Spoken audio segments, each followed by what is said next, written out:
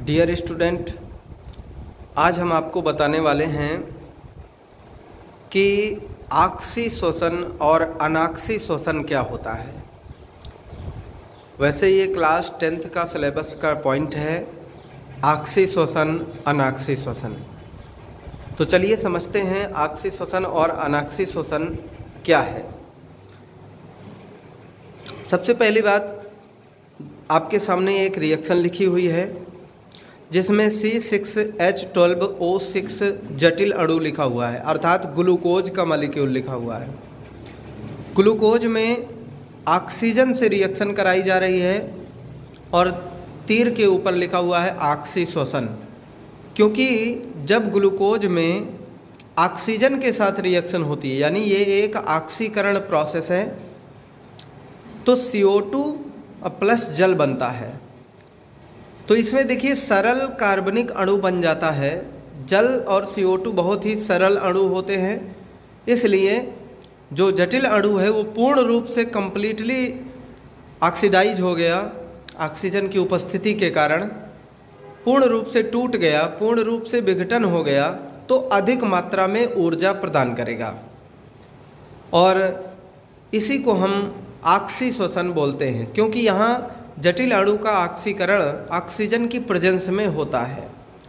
जबकि वहीं ग्लूकोज का अनाक्सी श्वसन यदि कराएं तो हम मान लेते हैं कि ऑक्सीजन उपस्थित नहीं है, यानी सिर्फ ग्लूकोज है और उसका अनाक्सी विघटन होगा, जिसमें सरल अणु बहुत पूर्ण रूप से कंप्लीटली ऑक्सीडाइज ना हो पाया।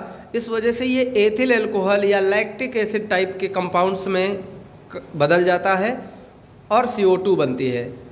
तो इसमें बेसिक डिफरेंस क्या है वो हम समझ लेते हैं, क्योंकि पूछा जाता है कि आक्सी और अनाक्सी श्वसन में डिफरेंस क्या है। तो यहाँ पर आपने देखा कि आक्सी श्वसन यदि होता है तो ऑक्सीजन की उपस्थिति में होता है और अनाक्सी श्वसन में ऑक्सीजन की उपस्थिति नहीं रहती है, पहला पॉइंट। दूसरी बात, जटिल अणु का पूर्ण ऑक्सीकरण हो जाता है, यानी जो श्वसनीय पदार्थ लिया गया है जिसका हमें श्वसन कराना है उसका पूर्ण अपघटन हो जाता है, पूर्ण ऑक्सीकरण हो जाता है।